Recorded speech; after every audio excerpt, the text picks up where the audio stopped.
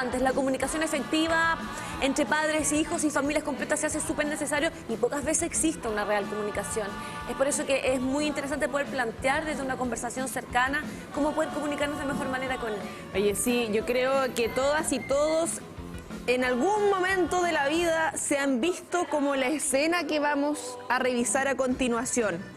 Porque en algunos momentos llega el colapso de que yo te dije, tú me dijiste, claro, es que yo soy tu mamá, es que yo soy tu papá, es que yo lo digo, es que... Y termina así, punto. Que es una solicitud de como, hijita, haga esto, y termina. Vamos a revisar de qué estamos hablando y ahí lo hablamos con nuestro especialista.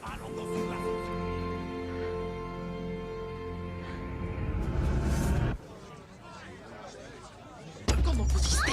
Empiezas a colmar mi paciencia, niña. Tú eres la que me obliga. Los humillaste, ¿comprendes? Y también a mí. Obedecí las reglas. No sabes lo que has hecho. Habrá fuego y espadas y no puedo corregir esto. Solo escucha. Yo soy la reina. Tú tienes que escucharme. ¡Ay! Esto no es justo. ¿Ja? ¿Cómo dices? Jamás quieres apoyarme. Este matrimonio es lo que tú quieres. ¿Te has preguntado lo que yo quiero? ¡No! Lo único que haces es decirme qué hacer o qué no hacer. Tratas de volverme como tú. Es que no pienso ser igual que tú. Oh, actúas igual que una niña. Y tú eres un monstruo. Eso es lo que eres. ¡Ah! Mérida. Jamás voy a ser como tú. No, ya basta. Moriría antes de ser como tú.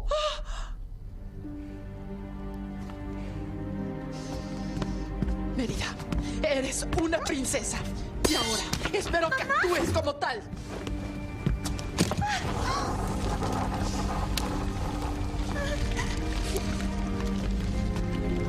¡Mérida! ¡Mérida! ¡Ay, no! Es emocionante ver escenas como esta, causa impotencia. Muchas veces del lado de la mamá uno no sabe cómo actuar, uno siempre quiere lo mejor para su hijo y muchas veces de esa vereda estamos causando la infelicidad de ellos. Pero ¿cuál es el equilibrio? ¿Cuál es el límite finalmente de construir para ellos y por ellos de una buena manera? Es por eso que hoy está con nosotros Paloma Saldivia, nuevamente psicóloga, para poder a través de este video también hablar sobre esa comunicación y qué tenemos que hacer como familia para poder impulsar de mejor manera las decisiones.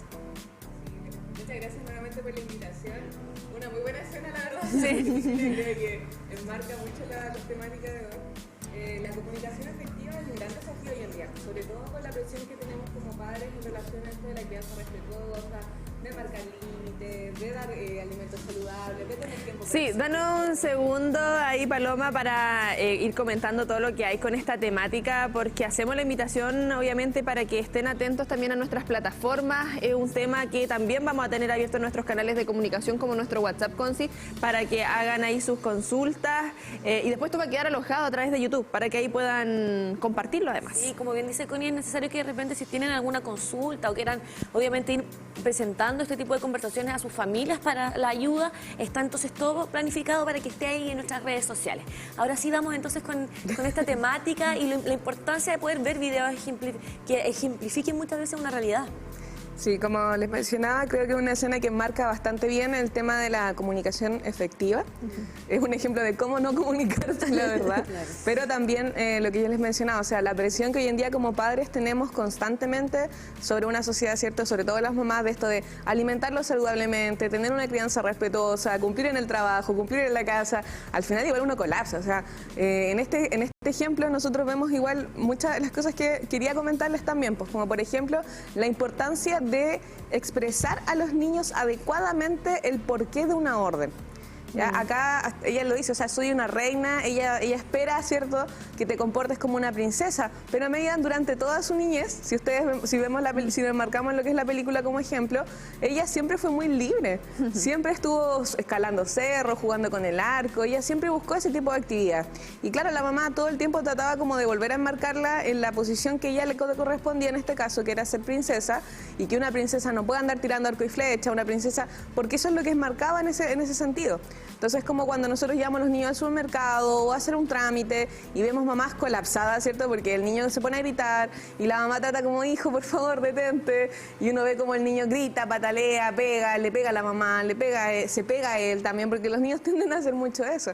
Entonces, también ella ahora se encuentra con una Mérida adolescente que ya no está tratando de comunicar como cuando era pequeña lo que ella quería hacer de una manera mucho más sensible, sino que ahora ya se impone, se desafía a esta autoridad y le dice, o sea, tú nunca me escuchaste, tú nunca me entiendes, yo moriría antes que ser como tú. O sea, terrible escuchar para una mamá que tu hija te diga esto, o sea, es complejo.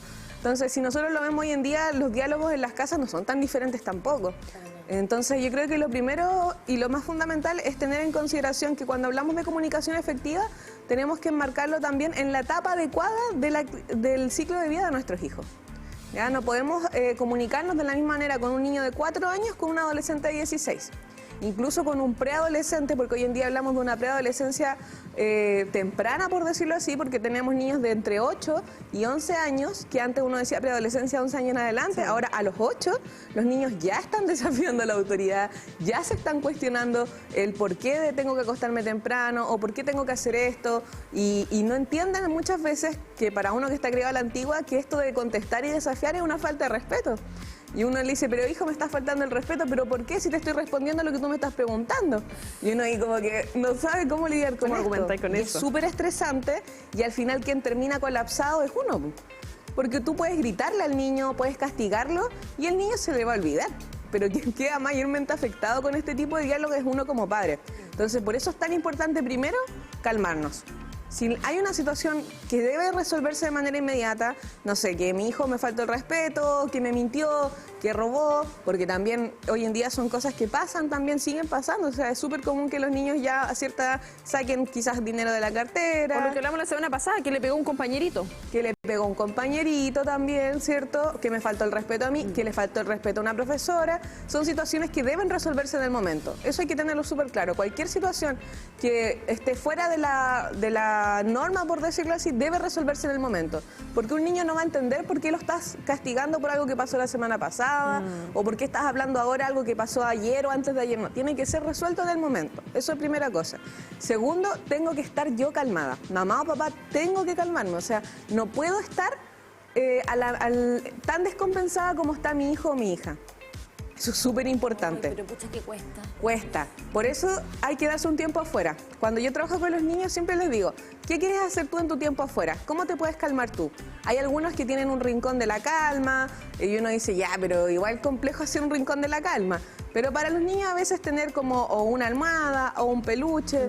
Por ejemplo, tenía uno que decía que le gustaba salir. Ya dijo, voy a salir, voy a contar hasta 30 y voy a volver a entrar. Tomar aire. Tomar aire. Y él tenía 7 años y ese fue su tiempo afuera. Entonces cuando se lo hablamos a la mamá, le dije, mira, él va a salir y cuando vuelva van a conversar. Sí, pero ¿qué pasa muchas veces con el descontrol de las madres? Veíamos en esa misma escena donde las mamás, obviamente queremos lo mejor, pero muchas veces no es lo mejor para el niño. Entonces, ¿cómo poder comprender su realidad, lo que él necesita, lo que él quiere? Pero cuando muchas veces lo que él quiere, lo que él necesita, no es algo positivo para ellos. Entonces, ¿cómo saber lidiar? No sé, quieren salir de noche, quieren quedarse hasta más tarde, quieren comer, por ejemplo, cocina. Son distintas cositas que muchas veces no son positivas. ¿Cómo llegar a ese consenso como mamá? O cuando, por ejemplo, ellos pierden los estribos, ¿cómo poder hacer para nosotros controlarlos y no perderlos con ellos? Hay situaciones que a veces de verdad que sobrepasan los límites y uno no sabe cómo actuar. Uno es la que tiene que salir a respirar afuera y darse ese tiempo de calma, ¿no? El tiempo afuera también se aplica para los papás, a eso quería llegar. Claro. En este caso, así como, hijo, mira, dame un momento, porque esta situación a mí también me sobrepasa. Ellos tienen que saber que lo que están haciendo genera también en nosotros algo. Es fácil para ellos entender, ¿no? O sea, cuando yo hablo con los niños y les digo, mira, tu mamá actuó de esta manera porque también estaba cansada. Las mamás también se cansan, las mamás también tenemos pena, las mamás también nos podemos enojar. Y así como tú quieres que valide tu enojo, tienes que validar también el enojo que tengo yo. Ahora, ¿cómo lo controlamos en esos momentos? Porque uno no piensa mucho, es esto, el tiempo afuera. Respira, tomar un vaso de agua, contar los tiempos y tratar no hablar en esta situación, como se dice coloquialmente, no hablar como en caliente, por decirlo así, como en la situación, sino que esperar que ya se calme un poco que yo esté calmada y ahí dirigirme. Ahora, si esta pataleta pasa en el auto, por ejemplo, o pasa en un supermercado, o pasa en un lugar público, yo creo que ahí mantener la calma se hace aún más difícil todavía. Y tienes que pensar en lo siguiente, o sea, ¿a quién le afecta más esta situación? Es a mí. ¿Ya? Y al niño no va a ser positivo darle un palmazo, no va a ser positivo gritarle, porque la única persona que va a estar afectada vas a ser tú. Siempre vas a ser tú. El niño nunca va a entender el por qué le dieron un palmazo, el por qué lo gritaron, porque ellos no logran, si esa no es la dinámica que tienen de comunicación constante, ellos no lo logran entender. Ahora, ¿cómo logramos evitar estas situaciones? Hablando de emociones. Es muy difícil tener el tiempo, pero hoy en día hay muchas herramientas. Por ejemplo, hay dominó de emociones, cartas de emociones, hay un montón de emprendimientos que tienen diferentes herramientas para expresarse con los niños. Entonces, por ejemplo, yo en las tardes juego a veces memorice de emociones con mis hijos. Entonces, este memorice, por ejemplo, además trae como ciertas herramientas que dice, por ejemplo, ya, si estoy enojado, ¿qué me calma? Y tiene como una mini radio, una mini pelota. Entonces, por ejemplo, la pequeña tiene 7 años, me decía, a mí la música me calma. Ella es mi hijastra, yo recién la estoy aprendiendo a conocer en estos años ahora, no la crié de pequeña. Entonces ella me dice, no, la música me calma. Y yo le digo, oye, y mi hijo dice, no, a mí la música me genera alegría. Entonces como que van entendiendo cuáles son sus tiempos. En común. Exacto, cuál es el punto en común. Entonces ahora, ¿qué hacemos cuando comemos? Ponemos música, porque nos calma y nos pone alegría. Entonces, en vez de estar así como esperando a que coman rápido o estar con el celular en la mesa, si tú dices, no hay celulares en la mesa, ya empiezan así como con una actitud de pucha, pero ¿por qué no? Pero yo quiero estar con mi celular, es que yo quiero jugar. Positiva. Exacto. No decir, no, esto no. Plantearlo. Y siempre con reglas claras. Comuníquenle a sus hijos. O sea, hijo, esta situación, no quiero que te acuestes tarde. ¿Por qué? Porque esto no te va a permitir crecer, tú tienes que dormir tus horas adecuadas, no vas a salir esta tarde porque es peligroso. Y yo no voy a estar preocupada, mañana trabajo. Ellos tienen que hacerse responsables, tampoco tantas explicaciones. Eso igual quería aclararlo. O sea, los siempre niños se habla como que hay que darle explicaciones, pero como en su lenguaje. En su lenguaje, pero no tantas. Te acuestas temprano porque tienes que descansar. Pero es que no me estoy cansado, es que eso tú no lo vas a determinar. Y como yo soy la persona que te está cuidando, te acuestas temprano. Y no solamente, y listo, y no hay más discusión. Yo he escuchado a harto niño, como tú señalabas, esto es recurrente como en el supermercado sobre todo, porque que quiere la galleta, que quiere... Y como que escándalo. Y claro, y uno dice, chuta, igual complicado porque uno no se va a meter tampoco, uno que dice, ¿qué hago? Como que uno mira nomás así como, pobre, el chicoco también quiere eso y se angustia. Los niños cada vez tienen más argumentos. Todo depende. Chiquitito llora, pataleta. Y al final le pueden pasar la mamadera y se queda tranquilito. Pero yo he visto chiquititos así que, no sé, 7 años. Es que tengo mis derechos. Entonces ya no me puedes gritar. En el punto en que, pero yo no te estoy gritando. Yo escuchaba, pero yo no te estoy gritando. Y claramente está gritando, pero en el momento. No, es que yo tengo mis derechos, es que tú no me puedes hacer esto. ¿Qué pasa también con eso cuando te vas quedando como sin argumentos, por así decirlo? Esa desesperación de... Una cosa es como el berrinche y el grito. Y el otro es cuando el chico, la chica... Es desafiante. Claro, y tiene el teléfono y te está buscando. No, te voy a grabar. No sé, hay tanta... El acceso a la información que tienen ellos es totalmente distinto de cuando uno era chica, que al final te decían, ya, esto y listo. Pues, y uno te llegaba el botota nomás, el palmazo. Claro, es como... Sí, no, es desafiante y lo digo tanto como profesional como mamá también. El hecho de... Claro, tú tienes tus derechos, pero también tienes tus responsabilidades. A los niños siempre hay que hablarles muy claro, ellos son muy desafiantes, sobre todo en esta época que tienen tanto acceso a información. ¿Ya? Ellos tienen que entender cuál es su posición en la casa. Cuando hablamos de psicología sistémica, hablamos de un sistema familiar. Cada miembro de la familia tiene un rol en este hogar. Entonces, yo soy la mamá, acá está el papá. Si no está el papá, yo soy solo el papá, yo soy solo la mamá. Y esa es la figura de autoridad que hay en la casa. Tú no decides a qué hora te vas a acostar. Después, cuando son más adolescentes, por ejemplo, ya 10 años, podemos llegar a algún acuerdo. Podemos llegar a algún acuerdo. Claro, el viernes te puedes quedar más tarde porque el día sábado no hay colegio. Ya, perfecto. No, es que quiero jugar todo el día con el celular. Bueno, es que vas a tener entonces que hacer 2 deportes, aparte de los que practicas en el colegio. Entonces, al final es como presentarles opciones que ellos crean que están como generando una ganancia, pero en realidad son las opciones que tú le estás dando. Ahora con el tema de la comida, es que no vas a comer eso porque no te va a ayudar a crecer, es que yo no quiero crecer, es que eso tú no lo decides. Ese es el diálogo, tú no decides qué te va a corresponder. Ahora cuando son más preadolescentes ya no le puedo decir eso. Entonces, esto es por tu bienestar, pero es que no, googléalo, busca por qué no tienes que buscar. Ya a mi hijo le digo, o sea, mira, no solo te lo estoy diciendo yo, le tuve que mostrar un documental que decía de que por qué jugar hasta antes de dormir era negativo. Entonces hasta que él no vio que efectivamente y entendió que era daño cognitivo, ahí recién quedó como, claro, fue como ya no te lo discuto más. Tienes razón. No se nos enseña cómo ser papás. Exacto. No tenemos manuales a simple vista, que ahora tú nos estás diciendo que quizás a través de documentales, de internet, quizás podemos encontrar algunas directrices, pero ¿cómo poder orientarnos? Yo creo que para seguir un camino que sea propicio para poder ayudar a esta comunicación cuando realmente a veces cuesta mucho. Mira, hablar de pedir ayuda profesional, los psicólogos, los niños generalmente necesitan una supervisión, ¿ya? No, un niño no va a estar en terapia como los papás una vez por semana, a veces una vez 4 sesiones y ya queda. Pero hay algo que ellos siempre me piden y que es un factor común. Yo atiendo de manera online también y, por ejemplo, estoy hablando de niños de 2 zonas. Cuando yo les propongo a ellos si hay algo que le quieran comunicar a sus padres a través de mí, siempre tienen en común lo mismo, o sea, siempre me piden más tiempo juntos. Siempre es lo mismo, o sea, pueden tener 10 años, 6 años y siempre cuando yo siempre la primera sesión cuando les pregunto, ¿hay algo que quieran comunicar a través de mí? Yo le digo, ¿por qué no se lo puedes comunicar tú? Porque cuando lo digo parece que estoy como un capricho, me dicen, por ejemplo. Y usan palabras igual que igual. Ellos entienden lo que es un capricho. Entonces, yo creo que buscar tiempo familiar de calidad no significa irse de vacaciones al Caribe, sino que acá en Concepción a mí me sorprende la cantidad de plazas, de lugares que hay para recorrer, de estar juntos como familia. Hay muchos lugares gratuitos de poder conversar, de sentarnos, de ir a ver una película o de hacer cine en casa. Y el tiempo importante también que lo tengan las mamás. Es importante que tanto las mamás como los papás tengan una red de apoyo. Si no están las herramientas financieras para tener ayuda profesional como de psicólogo o terapeutas ocupacionales o centros de estimulación, una red de apoyo siempre nos va a ayudar. O sea, hay otras mamás que están pasando lo mismo que yo. Es importante saber lo que tú dijiste. O sea, las crianzas no se pueden criticar porque nadie nos enseñó a ser papás. Entonces, si yo comparto con otra mamá, si tengo mi tiempo de adulto, si tengo yo también mi tiempo de descanso, si logro que las tareas de crianza estén equiparadas con mi esposo o con mi pareja, va a ser mucho más liviana la tarea. Exacto. Y todas las realidades son distintas, o sea, es distinto pensar cuando tienes un hijo, 2 hijos, cuando tienes ayuda en la casa, cuando no tienes ayuda en la casa, cuando tienes tu red de apoyo como la mamá, no sé, es súper complejo ahí cómo se va mezclando todo.